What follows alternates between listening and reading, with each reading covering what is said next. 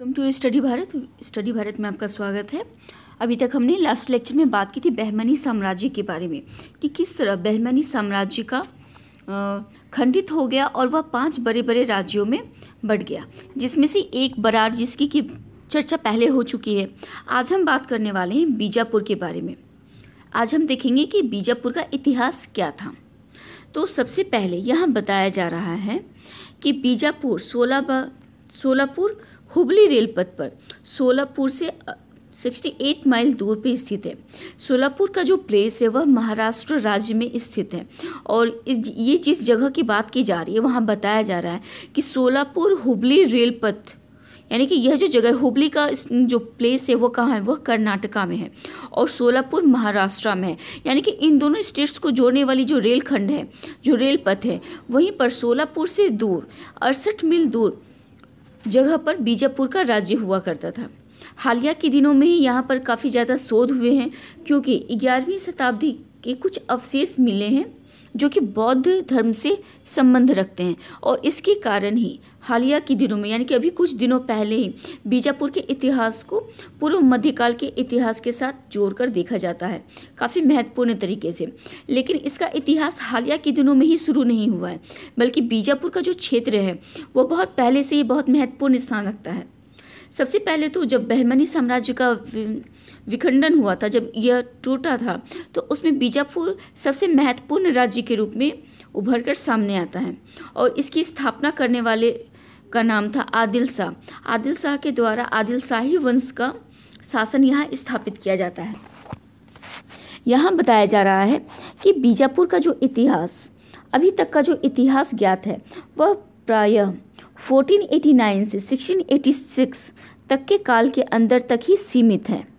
यानी कि अभी जो हालिया के दिनों में शोध हुआ है उसे अभी शामिल नहीं किया गया। इसके पहले भी बीजापुर का अपना एक इतिहास था जो कि इस समय खंड में, यानी कि 1489 टू 1686 तक का जो समय काल है, इस समय में जो भी घटनाएं घटी उसके कारण महत्वपूर्ण माना जाता है।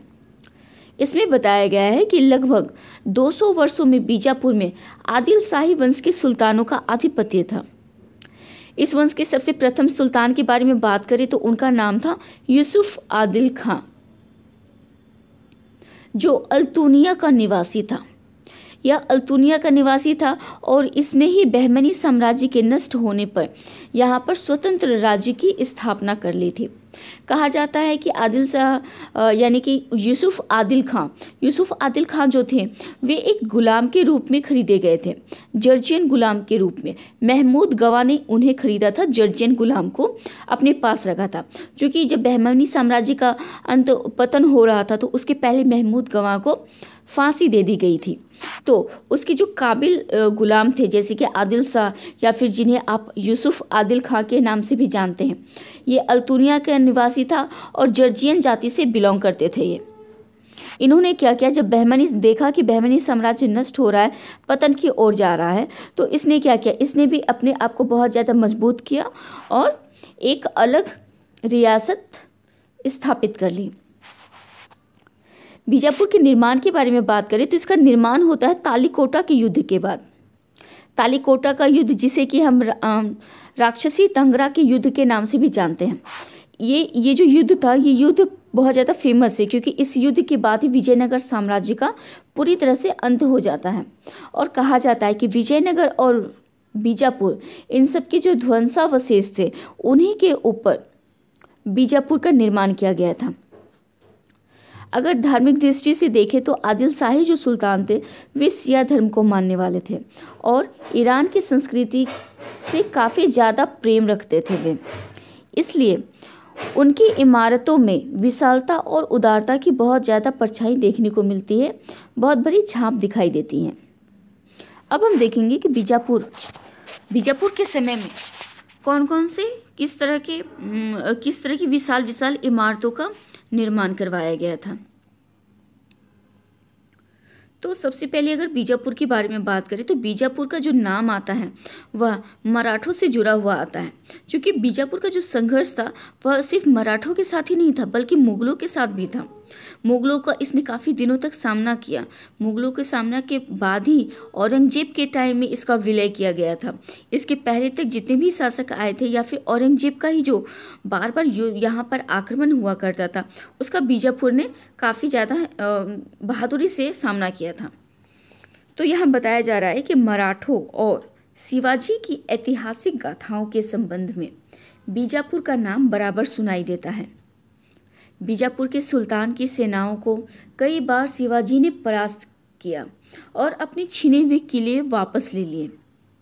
बीजापुर के सरदार अफजल खां को प्रतापगढ़ के किले के पास शिवाजी ने बड़े कौशल से मारकर मराठा इतिहास में अभूतपूर्व ख्याति प्राप्त की। 1686 ईस्वी में मुगल सम्राट और औरंगजेब ने बीजापुर की स्वतंत्र राज्य सत्ता का अंत कर दिया और तत्पश्चात बीजापुर मुगल साम्राज्य का एक अंग बन गया। ठीक है, तो यहाँ पर सबसे पहले बताया जा रहा है बीजापुर के बारे में कि बीजापुर का जो संघर्ष हो रहा था, मराठों के साथ जो संघर्ष था, उसमें किस तरह से किसकी जीत होती है, बीजापुर की किस तरह हार देखने को मिलती है। सबसे पहले तो यहाँ बताया जा रहा है कि मराठों में जो शिवाजी थे, शिवाजी जिनका इतिहास में काफ़ी अच्छा नाम देखने को मिलता है और इनके लिए शिवाजी दिवस के रूप में भी एक दिन मनाया जाता है जिसे कि तिलक जी के द्वारा शुरू किया गया था। तो प्राचीन काल में मध्यकाल में शिवाजी का नाम अफजल खां जो कि बीजापुर के सुल्तान थे उनके साथ जोड़ा जाता है। कहा जाता है कि अफजल खां ने प्रतापगढ़ के किले के पास शिवाजी को न्योता दिया था ताकि वे उनसे मित्रता कर सकें। ऐसा बताया गया था। अफजल खां ने कहा था शिवाजी को और उन्हें अपने किले में बुलाया था निहत्था। निहत्थे का मतलब है वे अपने किसी भी अंगरक्षक के साथ नहीं आएंगे या फिर किसी हथियार के साथ नहीं आएंगे। शिवाजी भी मान गए। शिवाजी भी ने सोचा कि चलो इसी बहाने मराठों और बीजापुर का जो राज्य है यानी कि आदिल शाही वंश जो है, इन दोनों के बीच मित्रता का संबंध शुरू हो जाएगा। यह सोचकर वे अफजल खां के पास जा रहे थे मिलने को, लेकिन शिवाजी के एक मंत्री थे, या यूँ कह लीजिए कि बॉडीगार्ड के जो उनके जो संरक्षक थे, उसके जो प्रधान होते थे, उन्होंने शिवाजी को इस बात के लिए रोका। उन्होंने कहा कि शिवाजी का जो पर्सनालिटी थी वो अफजल खां के सामने में बहुत ही कम था, यानी कि अफजल खां 7 फीट का हट्टा कट्टा एक व्यक्ति था और दूसरी तरफ शिवाजी जिनकी की लंबाई और उनका जो बॉडी स्ट्रक्चर था वो अफजल खां के मामले में बहुत ही ज़्यादा कम दिखाई देता है। तो शिवाजी के एक अंगरक्षक ने कहा कि अगर अचानक से अफजल खां उनके ऊपर गिर जाए या तो फिर ऐसा कुछ हो कि अफजल खां का उनके ऊपर आक्रमण हो जाए तो शिवाजी अपनी रक्षा किस तरह करेंगे। यह बात शिवाजी को बहुत अच्छी लगी और शिवाजी ने क्या किया कि अपने नाखूनों में बख के जहरीले नाखून को लगा लिया और फिर वे गए प्रतापगढ़ के किले में अफजल खां के साथ मुलाकात करने के लिए। जब अफजल खां ने देखा कि शिवाजी से वो पहले कभी नहीं मिले थे, देखा कि यह तो एक बहुत ही कम हाइट वाले एक ऐसे व्यक्ति हैं जो कि बहुत चुस्त दुरुस्त हैं, लेकिन अफजल खां के मुकाबले बहुत ही कम है और बाजुओं की अगर ताकत देखें तो वो उसमें भी शिवाजी अफजल खां के सामने टिक नहीं सकते। तो अफजल खां ने सोचा कि शिवाजी को मारने का यही एक अच्छा मौका है, चलो इस मौके का फ़ायदा उठाया जाए। शिवाजी जब जाने लगे, जब उनकी मीटिंग खत्म हो गई तो जब शिवाजी जाने लगे तो अफजल खां ने उनसे गले मिलने की इच्छा जाहिर की। शिवाजी इसके लिए मान भी गए। उनके मानने से जब अफजल खां ने शिवाजी को अपने बाजुओं में जगड़ा तो काफ़ी ज़ोर से जगड़ दिया, जिससे कि शिवाजी बाहर नहीं निकल पा रहे थे। एक पल के लिए ऐसा भी लगा कि शिवाजी की मौत वहीं पे हो गई दम घुटकर, लेकिन फिर उन्हें अपने नाखूनों की याद आई और उन्होंने क्या किया कि उनके जो जहरीले नाखून थे उसे अफजल खां के अंदर डाल दिया, यानी कि भोंक दिया, उससे उसके ऊपर वार किया गया। इससे जहर अफजल खां के अंदर फैलने लगा और अफजल खां की जो बाजुएं थी वे ढीली पड़ गई। इससे शिवाजी को मौका मिल गया भागने के लिए और वहीं इसी के बाद अफजल खां की मृत्यु भी हो जाती है। इसी कारण बीजापुर का जो इतिहास है उसमें अफजल खां जो कि इतने बड़े सुल्तान के रूप में जाने जाते हैं, उसका बहुत ही इस तरह से बहुत ही चालाकी से उसकी हत्या कर दी जाती है। यहाँ इसी बारे में बताया गया है कि शिवाजी ने बड़े कौशल से अफजल खां को मारकर मराठा इतिहास में अपनी ख्याति दर्ज करवाई थी। 1686 में मुगल सम्राट औरंगजेब ने बीजापुर की स्वतंत्र राज सत्ता का अंत कर दिया और तत्पश्चात मुगल साम्राज्य का एक अंग बन गया। औरंगजेब जिसने कि अपने जीवन का ज़्यादातर समय साउथ को यानी दक्कन और दक्षिण का जो एरिया है उसे जीतने में ही लगाया। युवराज के काल से लेकर अपने मौत के समय तक उसने वहीं पर अपना ज़्यादातर समय दिया। तो उसकी सारी कोशिशों के बाद 1686 यानी कि 1686 एडी में औरंगजेब ने बीजापुर पे अपना अधिकार कायम कर लिया और उसे मुगल साम्राज्य के अंदर एक अंग बना लिया। अब देखते हैं बीजापुर के उद्योग और व्यापार के बारे में। बीजापुर के उद्योगों की बात करें तो उसमें कपास की उटाई, तिलहन की मिलें, साबुन, रसायन और रंगरेजी से संबंधित उद्योग शामिल हैं। इसके समय में बहुत सारी गुम्मद यानी कि इमारतें बनवाई गई थी। बीजापुर में बहुत सारी इमारतों का उल्लेख किया गया जिसमें कि सबसे पहला नाम आता है गोल गुम्बद का। यह बताया जा रहा है कि बीजापुर में आदिल शाही शासन के समय अनेक उल्लेखनीय इमारतें बनवाई गईं जो उसकी तत्कालीन समृद्धि का परिचायक है। यहाँ की सभी इमारतें प्राचीन काल या पुराने नगर के अंदर स्थित हैं। गोल गुंबद मोहम्मद आदिल शाह का मकबरा है। इसके फर्श का क्षेत्रफल 18,337 वर्ग फुट है जो रोम के पैंथियन सेंट पीटर गिरजे के गुंबद से कुछ ही छोटा है। इसकी ऊंचाई फर्श से 175 फुट है और इसकी छत में लगभग 130 फुट वर्ग स्थान घिरा हुआ है। इस गुंबद का चाप आश्चर्यजनक रीति से विशाल है और दीवारों पर इसके धक्के की शक्ति को कम करने के लिए गुंबद में भारी निलंबित रचनाएं बनी है जिससे गुंबद का भार भीतर की ओर रहे। यह गुंबद शायद संसार की सबसे बड़ी उपजाप विधि है जिसमें सूक्ष्म शब्द भी एक सिरे से दूसरे तक आसानी से सुना जा सकता है। तो यहाँ सबसे पहले बात हो रही है गोल गुंबद के बारे में, इसके स्ट्रक्चर के बारे में कि इसका स्ट्रक्चर किस तरह से निर्माण किया गया कि यह इतना विशाल होने के बाद भी इसमें काफ़ी ज़्यादा इको पैदा होता है, मतलब कि कोई कुछ भी आवाज़ हो वो एक सिरे से दूसरे सिरे तक सुना जा सकता है। इसके अलावा अगर इसके क्षेत्रफल की बात करें यानी कि इसने जो एरिया कवर किया है 18,337 वर्ग फुट स्क्वायर फुट है। इसकी तुलना की जाती है रोम के पैंथियन सेंट पीटर गिरजे के गुंबद से। पैंथियन सेंट पीटर गिरजा इससे थोड़ा सा बड़ा है और इसकी सेकंड नंबर पे नाम आता है गोल गुंबद का ही।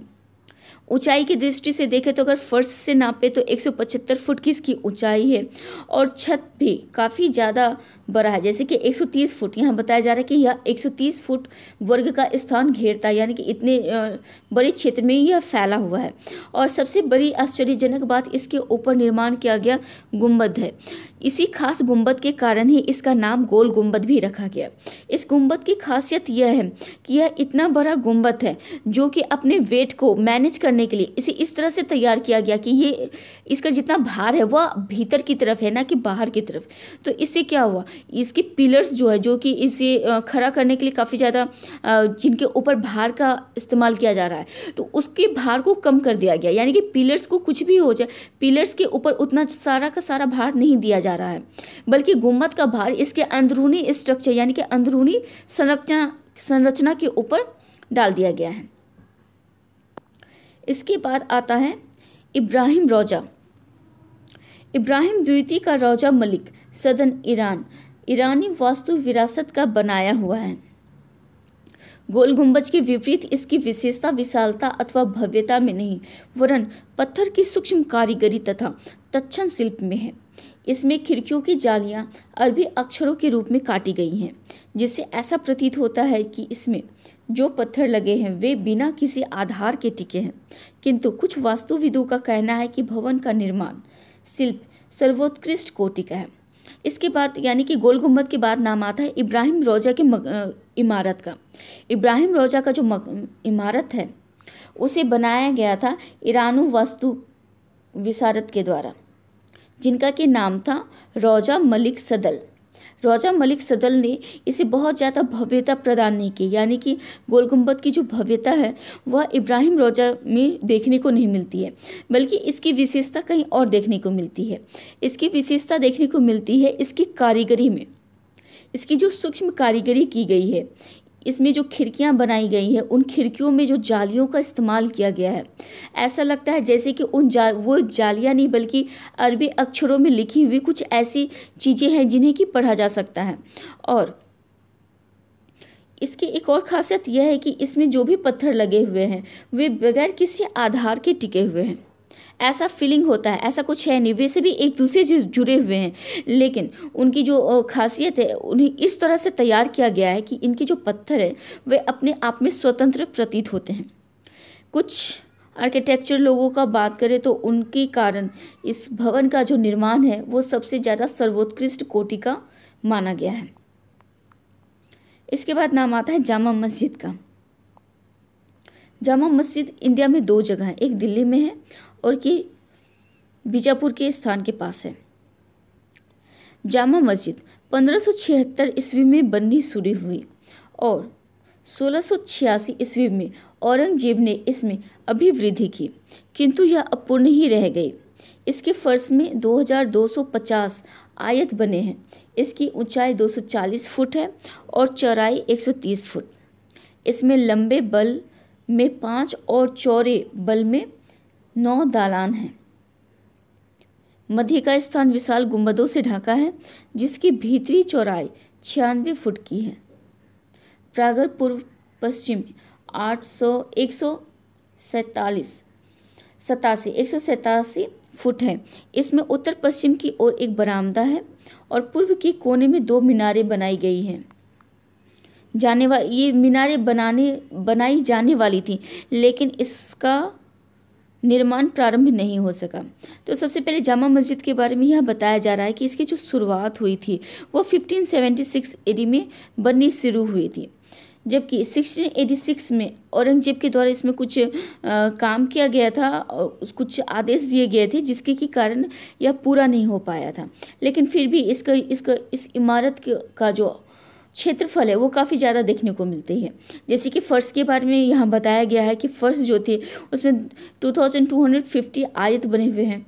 इसके अलावा इसकी ऊंचाई जो है 240 फुट है और चौड़ाई 130 फुट है। दालान भी है, यानी कि यहाँ पे चौड़े चौड़े दालान बनवाए गए थे। तो यह खासियत थी जामा मस्जिद की। इस तरह से हमने यहाँ पर भी 3 देखा, गोल गुंबद, इब्राहिम रोजा और जामा मस्जिद। इसके बाद नाम आता है गगन महल का। गगन महल का नाम बीजापुर में ही देखने को मिलता है। गगन महल का जो निर्माण था वह 1561 ईस्वी में शुरू करवाया गया और केंद्रीय चाप, इसके अंदर का जो केंद्र का जो चाप होता है उसका वो 61 फुट चौड़ा बताया गया है। लेकिन यह इमारत देखने काबिल अब नहीं है, इसमें यह खंडर बन चुका है और इसकी जो लकड़ी की छत थी वह मराठों के द्वारा निकलवा दिया गया था। इसके बाद नाम आता है असर महल या 12 कमान बीजापुर। असर मुबारक महल भी मुख्यतः काष्ठ निर्मित है। सम्मुखीन भाग खुला हुआ है। छत 2 काष्ठ स्तंभों पर आधारित है। इसके भीतर भी लकड़ी का अलंकरण और चित्रकारी की गई है।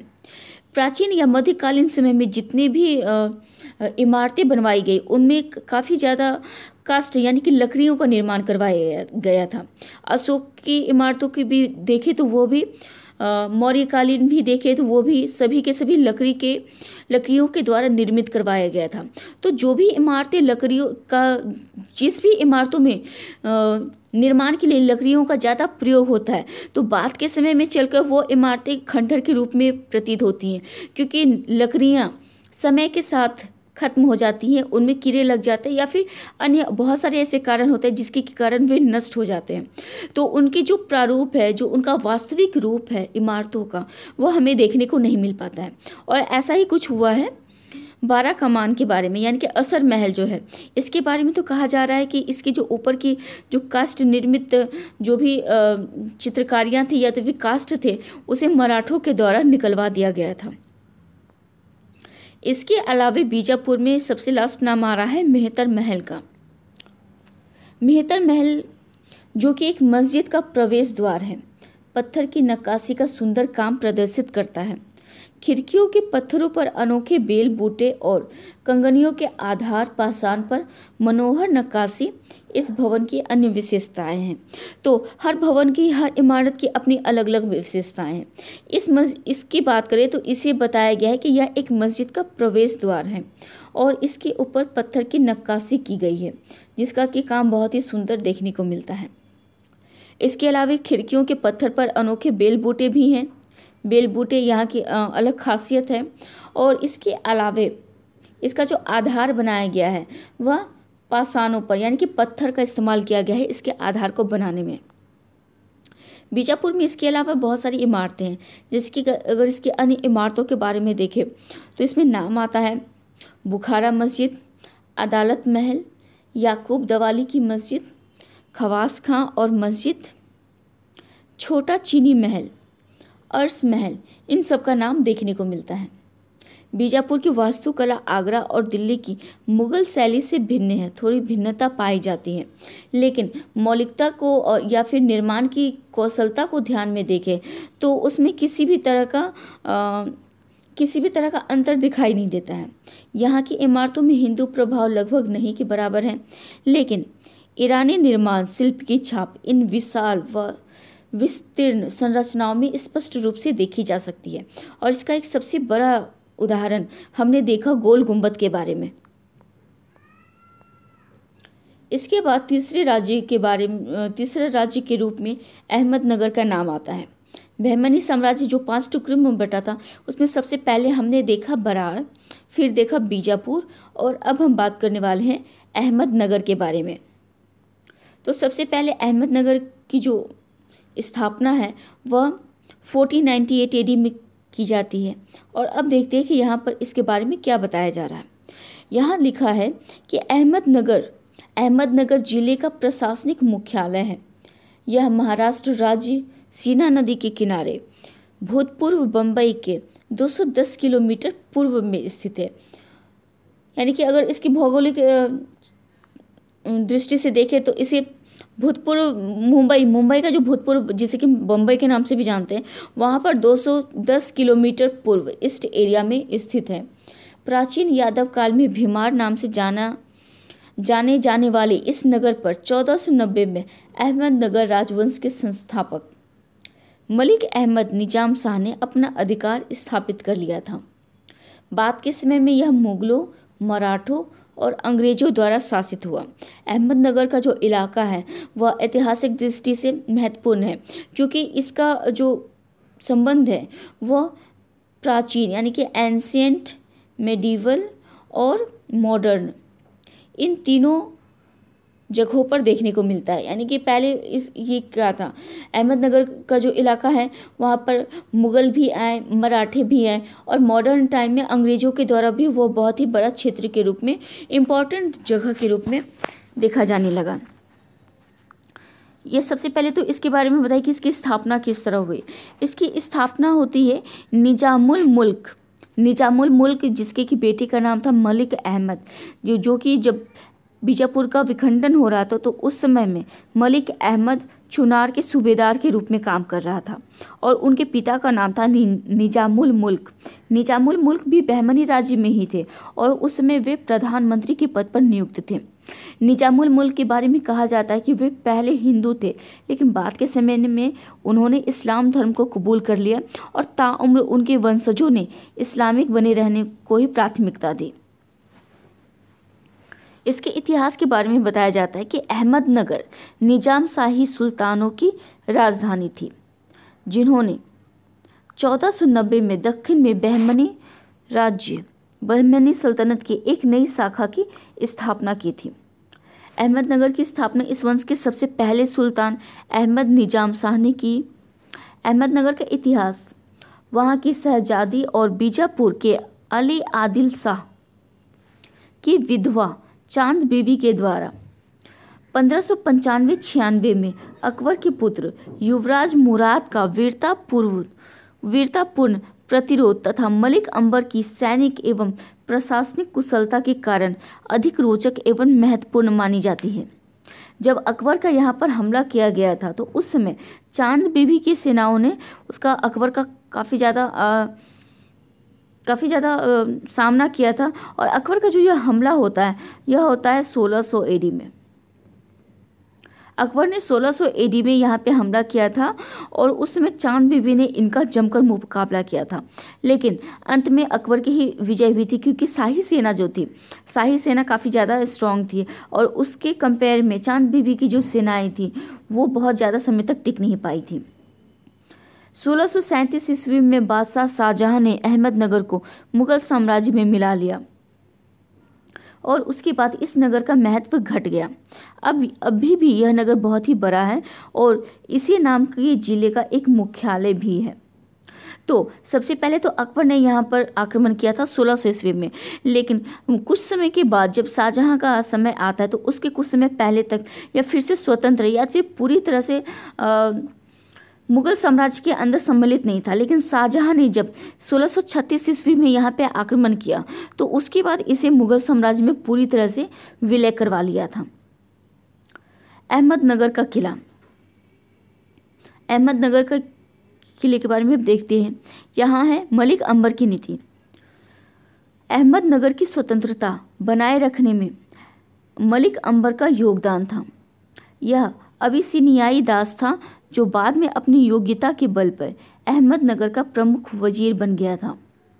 इसने युद्ध में छापेमार पद्धति को अपनाया तथा भूमि व्यवस्था में ठेकेदारी प्रथा को समाप्त करके रैयतवारी व्यवस्था को लागू किया था।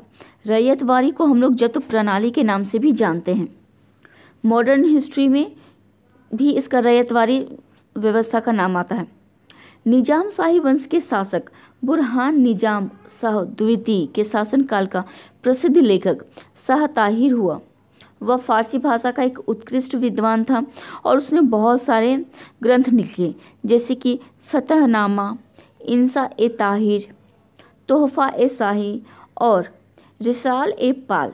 इन सारे ग्रंथों की रचना की गई थी शाह ताहिर के द्वारा। इसके अलावा अहमदनगर के जो निजाम शाही राज्य थे उनमें सैयद अली तबतबाई सबसे ज़्यादा महत्वपूर्ण माना जाने वाला इतिहासकार हुआ, जिसे कि हम सैयद अली तबतबाई के नाम से जानते हैं। इन्होंने जो ग्रंथ लिखा है उसका नाम है बुरहान ए मासिर। इसी के नाम से निजाम शाही वंश के सुल्तानों का इतिहास लिखा गया है। यानी कि अहमदनगर का जो सुल्तान है, जो भी निजाम शाही वंश का यहाँ पर शासन हो रहा था, तो उस वंश में जितने भी शासक आए उन सबको एक जगह संग्रहित किया गया और उस ग्रंथ का नाम है बुरहान ए मासिर। इस पुस्तक को तबतबाई ने तत्काल सुल्तान बुरहान निजाम शाह द्वितीय को समर्पित किया था। अब देखते हैं अहमदनगर में स्थापत्य कला की कैसी स्थिति रही थी।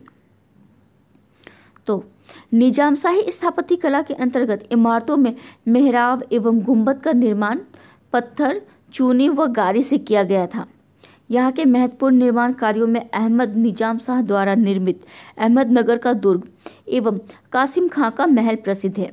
सबसे पहले तो मध्यकालीन भारत की बात करें तो यहाँ पर जितने भी वास्तु स्थापत्य हुए उनमें मेहराबों का इस्तेमाल काफ़ी ज़्यादा देखने को मिलता है। मेहराबों का जो शुरुआत है वह मुग़ल इस्लाम पद्धति के अनुसार ही किया गया था। उनके द्वारा मेहराबों को भारत में लाया गया, मेहराब और गुंबद दोनों ही।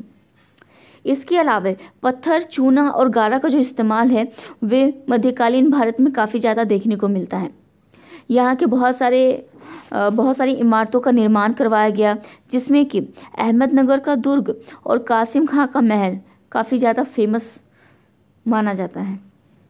अहमदनगर शहर में स्थित बागे रौजा में अहमद निजाम शाह का मकबरा भी बनवाया गया था। अहमद निजाम शाह ने सलावत खां गुजराती की सलाह पर एक महल व उद्यान, जिसका कि नाम था बाग ए बहिस्ता का निर्माण करवाया था। हुसैन निजाम शाह द्वितीय ने हुसैनाबाद नामक नगर की स्थापना भी की थी। यानी कि यहाँ पर यह देखने को मिलता है कि स्थापत्य कला के साथ साथ वहाँ नए नए नगरों का भी निर्माण किया गया था। बहुत बड़े बड़े दुर्गों की अगर बात करें तो उसमें 2-3 नाम सामने आते हैं, जैसे कि अहमदनगर का दुर्ग, कासिम खां का महल, बागे रौजा जो कि अहमद निजाम शाह का मकबरा है। इसके अलावे बागे बहिस्ता जो कि एक उद्यान है, गार्डन है। इसके अलावे हुसैनाबाद नामक एक नए नगर की भी स्थापना की गई। अगर यहाँ के परिवहन की बात करें तो यातायात और परिवहन अभी के समय, हालिया के समय में देखें तो मुंबई, पुणे और सोलापुर से सड़क और रेल मार्ग से जुड़ा हुआ है। यह जो क्षेत्र है इसका नाम है सलाबत खां का मकबरा। सलाबत खां का मकबरा जो है वह अहमदनगर में स्थित है और भौगोलिक दृष्टि से यह मुंबई यानी कि मुंबई में पूना और सोलापुर के बीच जोड़ने वाली जो रेल मार्ग और सड़क मार्ग है वहीं पर स्थित है। वायु मार्ग से देखें तो औरंगाबाद अहमदनगर का निकटतम हवाई अड्डा है और देश के बहुत सारे शहरों के साथ बहुत सारे एयरवेज से ये जुड़े हुए हैं। रेल मार्ग में अहमदनगर देश और राज्य के शहरों से ट्रेनों के माध्यम से भी जुड़ा हुआ है। सड़क मार्ग में महाराष्ट्र और कर्नाटक के आसपास का जितने भी क्षेत्र हैं जिनसे कि सड़क का आवागमन है वे सभी राज्य यहाँ से जुड़े हुए हैं। इसके लिए बसें भी हैं, प्राइवेट व्हीकल्स भी हैं। इसके अलावे कृषि और खनिज, अहमदनगर के आसपास का जो क्षेत्र था उसका मुख्य पेशा कृषि था, लेकिन जब वर्षा बहुत अच्छी नहीं होती थी, बहुत ही रुक रुक के होती थी या फिर कभी कभी अकाल भी पड़ जाते थे तो उसके कारण खाद्यान्न में काफ़ी ज़्यादा कमी देखने को मिलती थी और यह समस्या चिरस्थायी यानी कि हमेशा ही होने वाली यह एक समस्या थी। बाजरा, गेहूँ, कपास ये सारी फसलें इस क्षेत्र में उपजाई जाती थी क्योंकि ये सारी की सारी शुष्क फसलें हैं, जबकि गन्ना सबसे महत्वपूर्ण सिंचित फसल है जो कि इस क्षेत्र में उगाई जाती थी। यानी कि अगर कृषि की बात करें तो कृषि के रूप में बाजरा, गेहूं, कपास, गन्ना इन सबको इस एरिया में उगाया जाता था।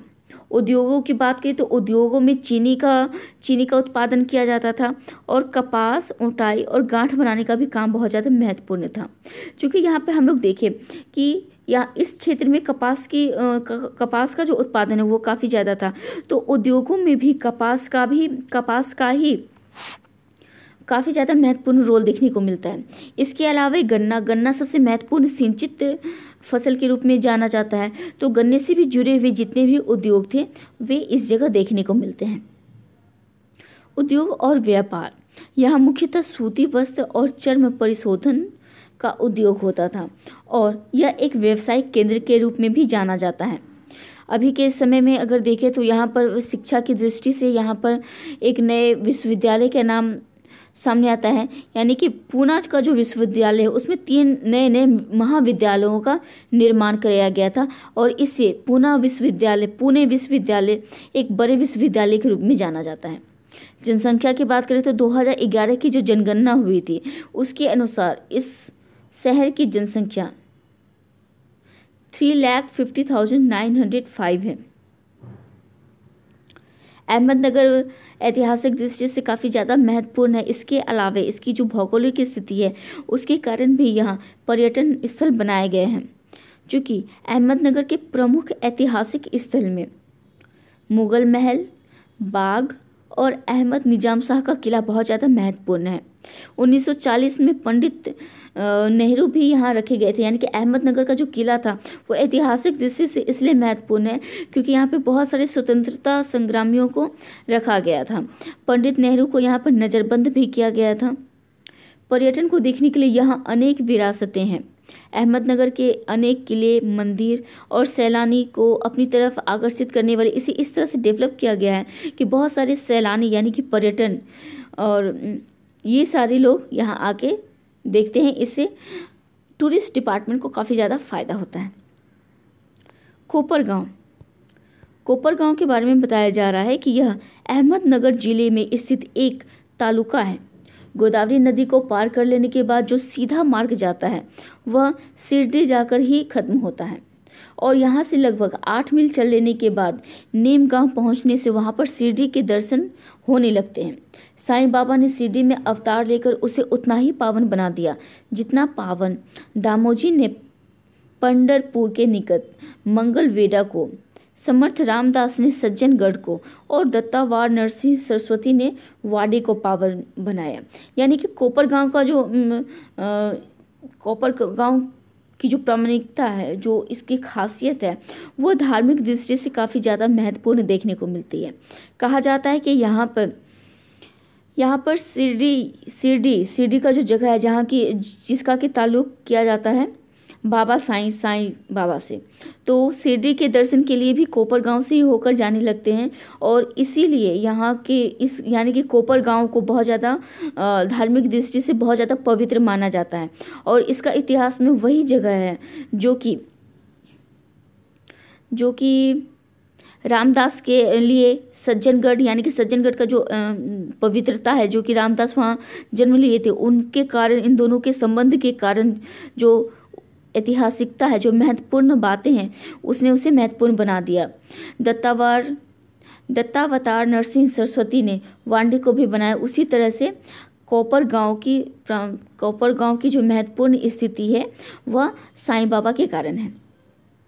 तो यह हो गया 4, यानी कि बहमनी साम्राज्य जो 5 खंडों में विभाजित होता है, बीजापुर, गोलकुंडा, अहमदनगर, बीदर और बरार। इसमें से हमने अभी तक चर्चा किया बरार, अहमदनगर, बीजापुर। अब देखते हैं गोलकुंडा। गोलकुंडा एक किला व भग्नवशेष नगर है। अभी के समय में यह आंध्र प्रदेश का एक ऐतिहासिक नगर के रूप में जाना जाता है और इसकी जो स्थिति है वह हैदराबाद से 5 मील पश्चिम की ओर है देखी जा सकती है, जहाँ की बहमनी वंश के सुल्तान की राजधानी गोलकुंडा का एक विस्तृत खंडहर देखने को मिलता है। गोलकुंडा का प्राचीन दुर्ग वारंगल के हिंदू राजाओं ने बनवाया था और देवगिरी के यादव, वारंगल के काकतीय, इन दोनों नरेशों का यहाँ पर गोलकुंडा पर अधिकार देखने को मिलता है। इन राजवंशों के शासन में के चिन्ह, कई खंडित अभिलेख, दुर्ग की दीवारें, इन सभी जगहों पर अंकित किए हुए मिलते हैं। 1364 ईस्वी में वारंगल नरेश ने इस किले को बहमनी सुल्तान महमूद शाह के हवाले कर दिया था। तो गोलकुंडा का जो जगह है, यानी कि इसमें बताया जा रहा है कि गोलकुंडा का जो निर्माण किया गया था, सबसे पहले तो इसकी स्थापना की बात करें तो गोलकुंडा की जो स्थापना है वह 1518 ईस्वी के लमसम में किया गया था और यहाँ पर कुतुब शाही राजवंश था। यहाँ पर कुतुब शाह नामक एक तुर्की अफसर था जिसने की इस नए क्षेत्र की स्थापना की थी और यहाँ पर यह वही जगह है जहाँ के वारंगल का पुराना हिंदू राज्य हुआ करता था। इसके इतिहास के बारे में चर्चा करें तो इसके इतिहास के बारे में फरिश्ता ने बताया है कि बहमनी वंश की अवनति के बाद 1511 ईस्वी में गोलकुंडा के प्रथम सुल्तान ने अपना स्वतंत्र राज्य स्थापित कर लिया, लेकिन किले के अंदर स्थित जामा मस्जिद के एक फारसी अभिलेख से हमें कुछ और जानकारी मिलती है। उसमें यानी कि जामा मस्जिद के अंदर जो फारसी अभिलेख मिलता है, जो प्राप्त हुए हैं, उनसे यह जानकारी मिलती है कि 1518 ईस्वी में गोलकुंडा का संस्थापक कुली कुतुब शाह महमूद शाह बहमनी का सामंत और एक तुर्की अधिकारी था। तो यहाँ पर यह देखने को मिलता है कि जामा मस्जिद के अंदर का जो अभिलेख है उसे ज़्यादा प्रामाणिकता दी गई है, यानी कि 1518 ईस्वी में ही गोलकुंडा का स्वतंत्र अस्तित्व कायम होता है। चूँकि